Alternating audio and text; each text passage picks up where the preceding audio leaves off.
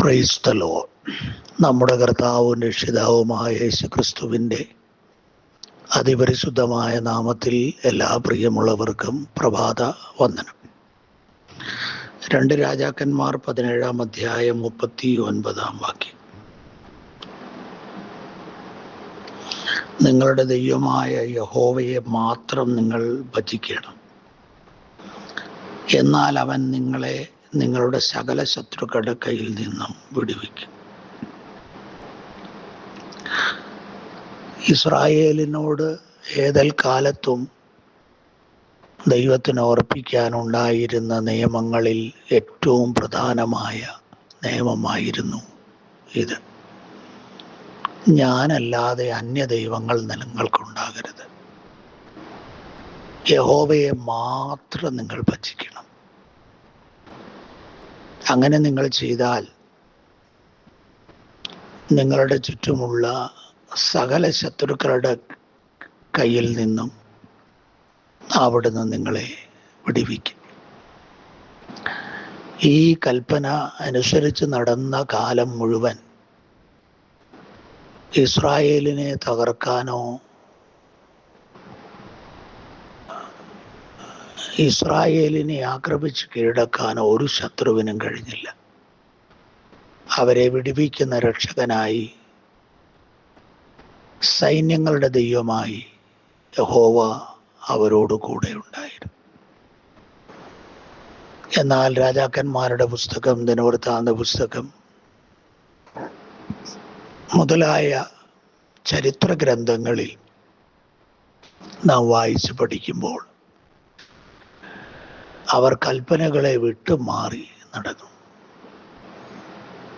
ദൈവത്തെ ഭജിക്കേണ്ടതിന് പകരം ദൈവത്തെ മാത്രം ഭജിക്കേണ്ടതിന് പകരം ബാൽ വിഗ്രഹങ്ങളിലേക്കും അശേര പ്രതിഷ്ഠകളിലേക്കും ദേശത്തിലെ വിവിധ ദേവന്മാരെ ഭജിക്കുന്ന രീതിയിലേക്കും പോയി. അതവരുടെ തകർച്ചകൾക്ക് കാരണമായി. ചെറിയ ശത്രുക്കൾ വരെ ഇസ്രായേലിനെതിരെ യുദ്ധം ചെയ്യുകയും അവരെ കീഴടക്കുകയും ചെയ്യുന്ന അവസ്ഥാവിശേഷം ഉണ്ടായി.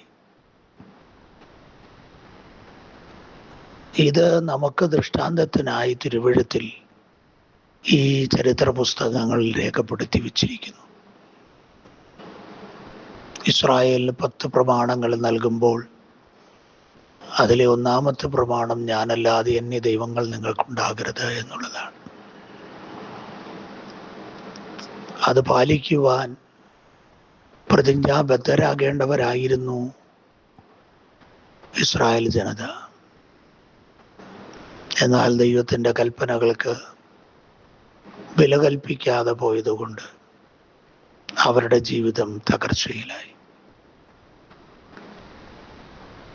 സ്വന്തം കഴിവിലും ബലത്തിലും ഒക്കെ ആശ്രയിച്ച് അതിലൂറ്റം കൊണ്ട് നടന്നത് അവരുടെ അഹങ്കാരം അവരുടെ തകർച്ചകൾക്ക് കാരണമായി. ദൈവത്തിൽ ആശ്രയിച്ച കാലത്തൊക്കെ ദൈവം അവർക്ക് അഭിവൃദ്ധിയും സംരക്ഷണവും നൽകിയിരുന്നു എന്നുള്ളതൊരു വസ്തുതയാണ്. ഇത് നമ്മെ പഠിപ്പിക്കുന്ന ഒരു പാഠം ജീവനുള്ള സത്യദൈവത്തെ അല്ലാതെ മറ്റാരെയും ഭജിക്കുവാനിടയാകരുത് എന്നുള്ളതാണ്. ജീവനുള്ള സത്യദൈവത്തെ, സകലത്തിൻ്റെയും ഉടയവനും നായകനും പരിപാലകനുമായ ദൈവത്തെ മാത്രം ഭജിക്കുവാൻ തയ്യാറായാൽ ഒരു ശത്രുവും നമുക്കെതിരെ പ്രബലമാകുകയില്ല.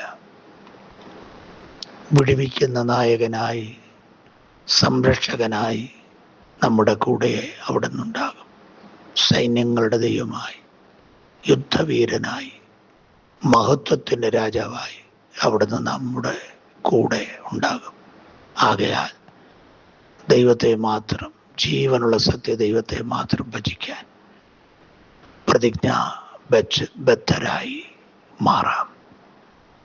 സ്നേഹവാനായ ദൈവമേ, സ്വർഗീയ പിതാവേ, ഈ പ്രഭാതത്തിൽ അവിടുത്തെ മാത്രം ആരാധിച്ച് പൂർണ്ണ മനസ്സോടും പൂർണ്ണ ശക്തിയോടും പൂർണ്ണ ഹൃദയത്തോടും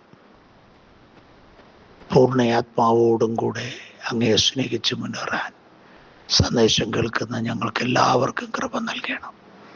അങ്ങയുടെ സഖിത്വം തരുന്ന ആ സംരക്ഷണം ഇന്ന് പകൽ നില ജനം അനുഭവിക്കട്ടെ. എല്ലാ മഹത്വവും അങ്ങേക്ക് യേശു ക്രിസ്തുവിൻ നാമത്തിൽ. സ്വർഗീയ നല്ല പിതാവേ, ആമേൻ, ആമേൻ, ആമേൻ. കർത്താവ് നിങ്ങളെ ഓരോരുത്തരെയും ധാരാളമായി അനുഗ്രഹിക്കുമാറാകട്ടെ.